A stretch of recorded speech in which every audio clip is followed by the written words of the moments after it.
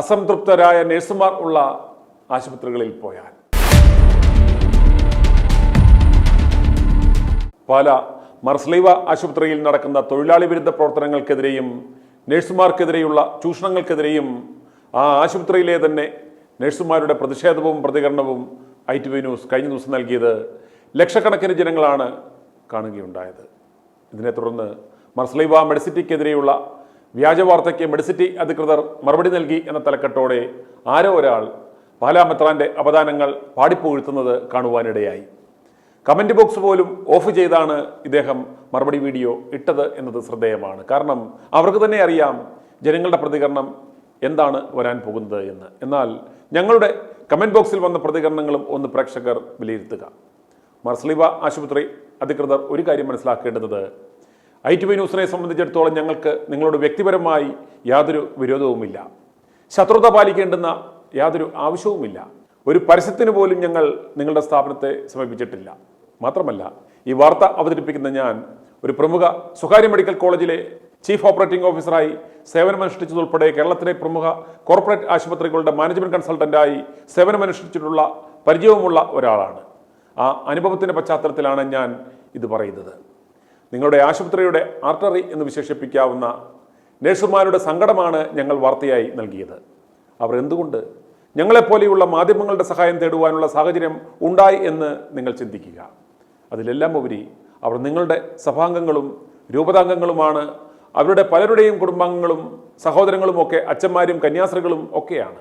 ഇതിൽ നിന്ന് ഞങ്ങൾക്ക് മനസ്സിലാക്കുവാൻ സാധിച്ച കാര്യം, നിങ്ങളുടെ സ്ഥാപനത്തിൽ ജീവനക്കാരുടെ പരാതികൾ പറയുവാൻ, അത് കേൾക്കുവാൻ, അതിന് പരിഹാരമുണ്ടാക്കുവാനുള്ള ഒരു സംവിധാനം ഇല്ല എന്നുള്ളതാണ്.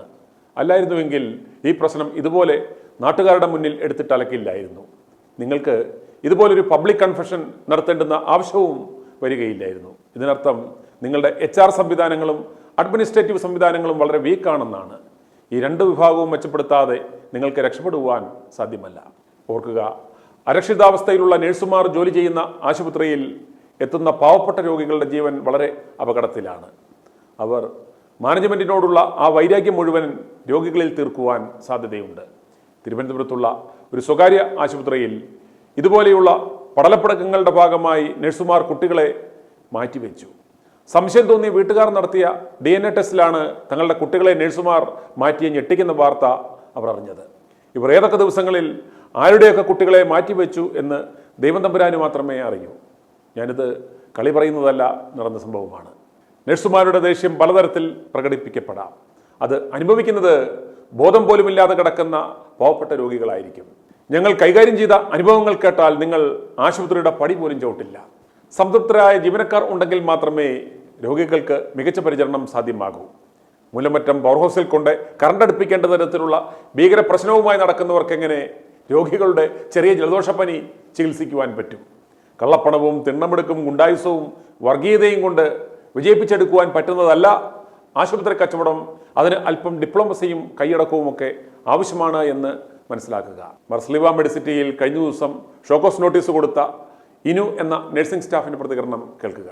ഒരു നഴ്സിന്റെ വിഷമതകൾ എന്നതിലുപരി ആ ആശുപത്രിയുടെ നഴ്സിംഗ് സംവിധാനം എത്ര മോശവും വികലവുമാണ് എന്ന് നമുക്ക് ഈ നഴ്സിന്റെ വാക്കുകളിലൂടെ മനസ്സിലാക്കുവാൻ സാധിക്കും. യാതൊരു മുൻപരിചയവുമില്ലാത്ത നഴ്സിംഗ് പഠിച്ചിറങ്ങിയ കുട്ടികളെ പോലും ഇൻഡിപെൻഡൻ്റായി രോഗികളെ പരിചരിക്കുവാൻ ഡ്യൂട്ടിക്കിടുന്നു എന്ന് നമുക്ക് ഇവരുടെ വാക്കുകളിൽ നിന്നും മനസ്സിലാക്കുവാൻ സാധിക്കും. ഇത്തരം അരക്ഷിതാവസ്ഥയിൽ അവർക്ക് എങ്ങനെ ഡ്യൂട്ടി നോക്കാൻ സാധിക്കും? എന്ത് നഴ്സിംഗ് പ്രോട്ടോക്കോളാണ് ഇവർക്കുള്ളത് എന്ന് നിങ്ങൾ തന്നെ വിലയിരുത്തുക. ഈ വസ്തുതകളൊക്കെ ജനങ്ങൾ മനസ്സിലാക്കി കഴിഞ്ഞാൽ അവർ ഒന്നുകൂടി ചിന്തിക്കും, എൻ്റെ പ്രിയപ്പെട്ടവരെ ഈ ആശുപത്രിയിലേക്ക് കൊണ്ടുപോകണോ എന്ന്. എൻ്റെ പേര് ഇനു എന്നാണ്. ഞാൻ നമ്മുടെ മർസ്ലീവ മെഡിസിറ്റിയിൽ NS52 ഓർത്തോ ഡിപ്പാർട്ട്മെൻറ്റിൽ 2 വർഷമായിട്ട് ജോലി ചെയ്ത് വരികയായിരുന്നു. എനിക്ക് വളരെ സങ്കടം തോന്നിയത്, ഒട്ടും ന്യായമല്ലെന്ന് തോന്നിയതുമായ ഒരു കാര്യം എല്ലാവരോടും ഷെയർ ചെയ്യാനാണ് ഞാൻ ഈ വോയിസ് ഇടുന്നത്. എന്താണെന്ന് വെച്ചെങ്കിൽ NS53 ന്യൂറോളജി വാർഡ്, മെയിനായിട്ട് ന്യൂറോയും യൂറോളജിയും ആണ് അവിടെ ഉള്ളത്. അവിടെ സ്റ്റാഫിന് എന്തൊക്കെയോ ഇഷ്യൂസ് ഉണ്ടായിട്ട് നമ്മുടെ UNA മെമ്പേഴ്സുമായിട്ട് നഴ്സിംഗ് ഓഫീസിൽ ചർച്ചയൊക്കെ നടന്നു വരുന്ന സമയത്ത് NS52 മെയിനായിട്ടുള്ള 4 TL ഒരാളെ 53 ഇടണം എന്നിങ്ങനെ പറയുന്നുണ്ടായിരുന്നു. അപ്പം NS52 എന്ന് പറയുന്നത് വലിയ ഇഷ്യൂസ് ഒന്നും ഇല്ലാതെ പോകുന്ന ഒരു വാർഡാണ്. അവിടെ ഈ മെയിൻ ആയിട്ടുള്ള 4 TL-മാര് 3-4 വർഷമായിട്ട് അവിടെ TL ഡ്യൂട്ടി ചെയ്യുന്നവരാ. അപ്പൊ അവരുടെ ഒരു സപ്പോർട്ടും കൂടി ഉള്ളതുകൊണ്ടാണ് അത്ര സ്മൂത്ത് ആയിട്ട് അവിടെ പോകുന്നത്. ലാസ്റ്റ് അച്ഛനുമായിട്ട് ചർച്ച വരികയും അതിൽ 52 ആരെയും എടുക്കുന്നില്ല എന്നൊരു തീരുമാനമാണ് ഉണ്ടായത്. ഈ തീരുമാനം ഉണ്ടായതിന് ഒരു 2 ദിവസത്തിന് ശേഷം ഒരു ദിവസം ഞാൻ മോർണിംഗ് ഡ്യൂട്ടിയിലുണ്ടായിരുന്ന ഒരു സമയത്ത് സിസ്റ്റർ അൽഫോൻസ വാർഡിൽ കൂടി വരികയും ഞങ്ങൾ 2 സ്റ്റാഫുമാർ അവിടെ നിൽക്കുമ്പോൾ ആരാണ് ഇനു എന്ന് ചോദിച്ചു. ഞാൻ എഴുന്നേറ്റ് ചെന്നു. എന്നെ മാറ്റി നിർത്തിയിട്ട് പറഞ്ഞു, നാളെ തൊട്ട് 53-ൽ ഡ്യൂട്ടിക്ക് പോകണമെന്ന് പറഞ്ഞു. കാരണം അവിടെ കുറച്ച് പ്രശ്നങ്ങളുണ്ട്. അവിടെ ജൂനിയേഴ്സാണ് ഉള്ളത്. അവർക്കൊന്നും അറിയില്ല. അപ്പോൾ ആ വാർഡ് നമുക്കൊന്ന് നേരെയാക്കി എടുക്കണം എന്ന് പറഞ്ഞു. ഇനുവിനെ കുറിച്ച് ഞാൻ അന്വേഷിച്ചപ്പോൾ ഇവിടുത്തെ 4 TL-മാരെ കൊണ്ടുപോകാൻ പറ്റില്ലെന്ന് പറഞ്ഞിട്ടുണ്ട്. അപ്പോൾ അത് കഴിഞ്ഞാൽ പിന്നെ TL ഡ്യൂട്ടി എടുക്കുന്ന ഇനു അല്ലേ. അപ്പം ഇനുവിനെ ഞാൻ അങ്ങോട്ട് വിടും. ഞാൻ ഓൾറെഡി ഇൻചാർജുമായിട്ട് സംസാരിച്ച് പെർമിഷൻ എടുത്തു. നഴ്സിംഗ് ഓഫീസിൽ സംസാരിച്ചപ്പോൾ ഇനു നല്ല ഒരു കുട്ടിയാണ്, അങ്ങനെ ഒരു അഭിപ്രായമാണ് കിട്ടിയത്. അപ്പം നമ്മൾ വേറൊരു വാർഡിലേക്ക് ഇടുമ്പോൾ എല്ലാ ക്വാളിറ്റിയും നോക്കിയിട്ട് വേണമല്ലോ ഇടാൻ എന്നൊക്കെ പുള്ളിക്കാരി പറഞ്ഞു. ഞാൻ അന്നും ഇന്നും പറയുന്നത് സെയിം തന്നെയാണ്. ഞാൻ പോകാൻ 53-ലേക്ക് പോകാൻ സമ്മതമാണെന്ന് ഞാൻ പറഞ്ഞിട്ടേ ഇല്ല. പക്ഷേ അന്ന് ഉച്ച കഴിഞ്ഞ് UNA-യിലെ മെമ്പേഴ്സ് 53-ലെ ഇഷ്യൂസ് ചർച്ച ചെയ്യുന്നതിന് നഴ്സിംഗ് ഓഫീസിൽ ചെന്നപ്പോൾ എൻ്റെ കാര്യം പറഞ്ഞപ്പോൾ ഇനുവിന് കുഴപ്പമൊന്നുമില്ല, പിന്നെ നിങ്ങൾക്ക് എന്താ പ്രശ്നം എന്ന് അവരോട് ചോദിച്ചു എന്ന് പറഞ്ഞു. പക്ഷേ ഞാൻ പറയുന്നു, എനിക്ക് 53 പോകാൻ സമ്മതമാണെന്ന് ഞാൻ അവരോട് പറഞ്ഞിട്ടേ ഇല്ല. അതിപ്പോഴും അവരുടെ മുന്നിൽ നിന്ന് ഡയറക്റ്റ് പറയാൻ ഞാൻ റെഡിയാണ്. ഞാൻ അങ്ങനെ പറഞ്ഞിട്ടില്ല. അതിനുശേഷം പിറ്റേ ദിവസം സൺഡേ ആയിരുന്നു. അന്ന് എനിക്ക് 52 തന്നെയാണ് ഡ്യൂട്ടി കിട്ടിയത്. ഇൻചാർജിനോട് ചോദിച്ചപ്പോൾ ഇൻചാർജ് പറഞ്ഞു, എനിക്കിങ്ങനെ ഒരു ഇൻഫർമേഷൻ കിട്ടിയിട്ടില്ല, എന്നോട് ആരും പറഞ്ഞിട്ടില്ല. 4 TL-മാർ കഴിഞ്ഞാൽ അടുത്ത TL ഡ്യൂട്ടി ചെയ്യുന്ന ആരാന്ന് ചോദിച്ചു. അപ്പോൾ ഇനുവാന്ന് ഞാൻ പറഞ്ഞിട്ടുണ്ടായിരുന്നു, അല്ലാതെ കൊണ്ടുപോകുന്ന കാര്യമൊന്നും പറഞ്ഞിട്ടില്ലെന്നാണ് പറഞ്ഞത്. 52 ഡ്യൂട്ടി കിട്ടി. ഞാൻ 52 തന്നെയാണ് ചെന്നത്. അതിൻ്റെ പിറ്റേ ദിവസം തിങ്കളാഴ്ചയും എനിക്ക് 52 തന്നെയാണ് ഡ്യൂട്ടി കിട്ടിയിരുന്നത്. അന്നും ഞാൻ അവിടെ തന്നെ ഡ്യൂട്ടി കയറി. അന്ന് ഇൻചാർജ് ലീവായിരുന്നു.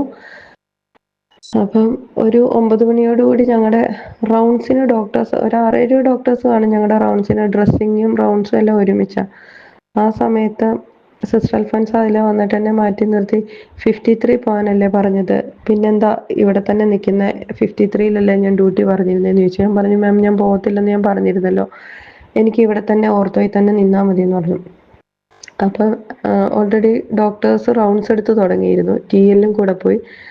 TL-നെ വിളിക്കാൻ പറഞ്ഞൊരു സ്റ്റാഫിനെ വിട്ട് TL-നെ വിളിപ്പിച്ചിട്ട് എൻ്റെ കയ്യിലിരുന്ന ഹാൻഡ് ഓവർ പേപ്പർ, TL-നോട് ചോദിച്ചു, ഫുൾ ഓവർ അല്ലേ നിങ്ങൾ എടുക്കുന്നത്, പേഷ്യൻസിനെ കുറിച്ച് അറിയാലോ, ഇനുവിൻ്റെ കയ്യിലിരിക്കുന്ന ഹാൻഡ് ഓവർ പേപ്പർ മേടിച്ചോളാൻ പറഞ്ഞ് എൻ്റെ കയ്യിലെ ഹാൻഡ് ഓവർ പേപ്പർ TL-ന് കൊടുത്തിട്ട് എൻ്റെ നെറ്റിയിൽ കുരിശ് വരച്ച് എന്നെ കൈ പിടിച്ച് അപ്പം തന്നെ ഞാൻ തന്നെ കൊണ്ടാക്കിക്കോളാം എന്ന് പറഞ്ഞു. ഓൺ ദി സ്പോട്ടിൽ തന്നെ എന്നെ അവിടുന്ന് കൊണ്ടുപോകുമായിരുന്നു. ആദ്യം ഞാൻ കുറേ പറഞ്ഞു നോക്കി, ഞാൻ വരുന്നില്ല, എന്നെ കൊണ്ടുപോകരുതെന്നൊക്കെ. പിന്നീട് ലാസ്റ്റ് ഞാൻ കരയുമായിരുന്നു. അപ്പോൾ ആ സമയത്തോടെ ഫിസിയോയ്ക്ക് ഇറങ്ങിയ പേഷ്യൻസ് ഉണ്ടായിരുന്നു, ബൈസ്റ്റാൻഡേഴ്സ് ഉണ്ട്, ഡോക്ടേഴ്സ് ഉണ്ട്, സെക്യൂരിറ്റി അവിടെ ഉണ്ട്. ഇവരുടെ എല്ലാം മുന്നിൽ വെച്ച് ഞാനെന്തോ കുറ്റം ചെയ്ത പോലെയാണ് ആളെൻ്റെ കൈ പിടിച്ച്, ഞാൻ കരയുകയും കൂടിയായിരുന്നു ലാസ്റ്റ്. ആ സമയത്ത് എന്നെ കൈ പിടിച്ച് കൊണ്ടുപോയത്.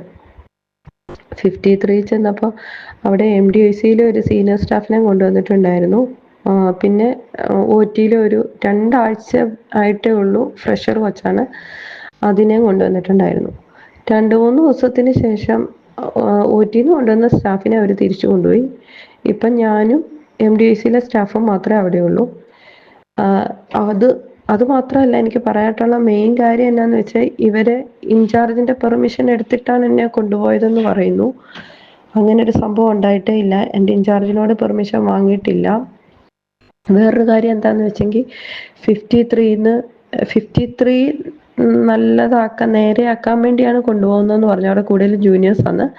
എന്നിട്ട് അവിടുന്ന് മെയിൻ ആയിട്ടുള്ള 2 TL-മാരെ അവരവിടുന്ന് മാറ്റി.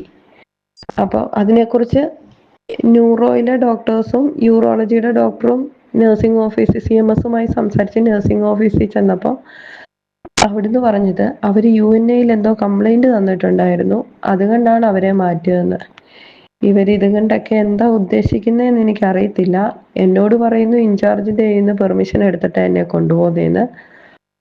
പിന്നെ പറഞ്ഞത് ന്യൂറോ വാർഡ് ശരിയാക്കണം എന്നുള്ള ഉദ്ദേശത്തോടു കൂടിയാണ്. ന്യൂറോ വാർഡ് ശരിയാക്കണമെങ്കിൽ അവിടുത്തെ സീനിയേഴ്സിനെ കൊണ്ടുപോയിട്ട് എന്താ കാര്യം, ജൂനിയേഴ്സാന്നും പറഞ്ഞാണ് എന്നെ സീനിയർ ആയിട്ടുള്ള 52-ലെ എന്നെ 53-ലേക്ക് കൊണ്ടുവന്നത്. പിന്നെ ഈ 2 ആഴ്ച മാത്രമുള്ള ഫ്രഷർ കൊച്ചിനെയാണ് അവിടെ കൊണ്ട് ഇട്ടതും. അതിനെ പിന്നെ എന്തായാലും തിരിച്ച് OT-ലേക്ക് തന്നെ കൊണ്ടുപോയി. എനിക്ക് അറിഞ്ഞുകൂടി ഇവിടെ എന്നാ നടക്കുന്നതെന്ന്. ഓരോരുത്തർ അവരവരുടെ വാശി ജയിക്കാൻ എന്തെങ്കിലും കാണിക്കുന്നതാണോ? എനിക്കൊരു കാര്യം പറയാനുള്ളത് വെച്ചാൽ UNA എന്ന് പറഞ്ഞ ഒരു സംഘടന ഉണ്ട്. അത് നഴ്സുമാര് ഒരു പ്രശ്നം ഉണ്ടാക്കാൻ വേണ്ടിയുള്ള ഒരു സംഘടനയല്ല. ഡോക്ടേഴ്സിനുണ്ട് സംഘടന, അതുപോലെ നഴ്സുമാർക്കും ഒരു സംഘടന. ആ സംഘടനയിൽ ഉണ്ടെന്ന് വെച്ചൊരു വൈരാഗ്യം തീർക്കാൻ ഉള്ളതിന്റെ പേരിൽ ഒരു തീരുമാനമെടുത്ത ഈ മാനേജ്മെന്റ് ഇതിന് കൂട്ടി നിൽക്കരുതെന്നാണ് എനിക്ക് പറയാനുള്ളത്. ഇങ്ങനെ ഓരോ തീരുമാനങ്ങൾ എടുക്കുന്നത് വഴി നമ്മുടെ ഹോസ്പിറ്റൽ തന്നെയാണ് ഇത് കണ്ട് തകരുന്നതെന്ന് എല്ലാവരും ചിന്തിക്കണം. കാരണം നന്നായിട്ട് പോകുന്നൊരു വാർഡാണ് ഓർത്തോ വാർഡ്, യാതൊരു പ്രശ്നങ്ങളും അവിടെ ഒരു കുഴപ്പമില്ലാതെ ഡ്യൂട്ടി ചെയ്തിരുന്ന എന്നെയാണ് അവിടുന്ന് കൊണ്ടുപോയത്. ഇന്ന് എനിക്ക് വന്നു, നാളെ വേറെ ഒരാൾക്കാർക്കാണ് ഇതുപോലെ വരുന്നത്. എനിക്ക് ഭയങ്കര സങ്കടം തോന്നിയത് എന്താന്ന് വെച്ചെങ്കിൽ ഈ 2 വർഷവും നമ്മളൊരു പ്രശ്നം ഉണ്ടാക്കാൻ നിന്നിട്ടും നമ്മൾ പറയുന്ന അല്പം പോലും മാനിക്കാൻ, ഒന്ന് കണക്കിലെടുക്കാനോ ഒന്നും ശ്രമിച്ചിട്ടില്ല അവര്. അവരുടെ വാശി ജയിക്കണം, ഇപ്പൊ തന്നെ കൊണ്ടുപോകും എന്നുള്ള രീതിയിൽ തന്നെ ഫോഴ്സ് ചെയ്ത് അവിടുന്ന് കൊണ്ടുപോകുമായിരുന്നു. അപ്പം എല്ലാവരും ഈ നമ്മുടെ മാനേജ്മെന്റ് ആണേലും ഇതിനൊരു തീരുമാനം ഉണ്ടാക്കണം എന്ന് തന്നെ എനിക്ക് പറയാനുള്ളത്. ഇതിലെന്താണ് സത്യാവസ്ഥ എന്ന് കണ്ടുപിടിക്കണം. 53 ശരിയാക്കാനാണെങ്കിൽ എന്തിന് TL-മാരെ അവിടുന്ന് കൊണ്ടുപോയി? അല്ലെങ്കിൽ എന്നോട് എന്തിനാണ് നുണ പറഞ്ഞത്? ഞാൻ റിസൈൻ വെക്കുമെന്ന് പറഞ്ഞാൽ ഞാൻ റിസൈൻ കൊണ്ട് വെച്ചപ്പോഴും സിസ്റ്റർ അൽഫോൻസ എന്നോട്, ഞാൻ പിറ്റേ ദിവസം റിസൈൻ കൊണ്ട് വെച്ചിരുന്നു, അപ്പം എന്നോട് പറഞ്ഞത് ഈ ലെറ്റർ നീ തന്നെയാണ് എഴുതിയത്, നിന്റെ മനസാക്ഷിയോടൊന്ന് ചോദിച്ചു നോക്ക്, പിന്നെ സർട്ടിഫിക്കറ്റ് വാങ്ങാൻ ഇവിടെ തന്നെയാ വരുന്നതെന്നൊരു ഓർമ്മ വേണമെന്നും കൂടി ആളെടുത്ത് പറയുന്നുണ്ടായിരുന്നു.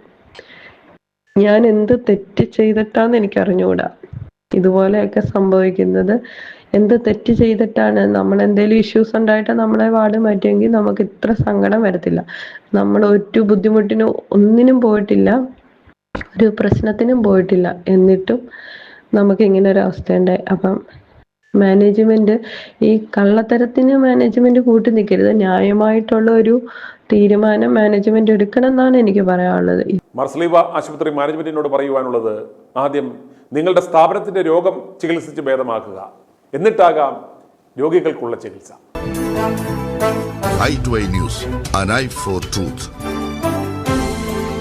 i2i News സബ്സ്ക്രൈബ് ചെയ്തിട്ടില്ലാത്തവർ ഇപ്പോൾ തന്നെ സബ്സ്ക്രൈബ് ചെയ്യുക. നോട്ടിഫിക്കേഷൻ ലഭിക്കുവാൻ ബെൽ ബട്ടണും അമർത്തുക.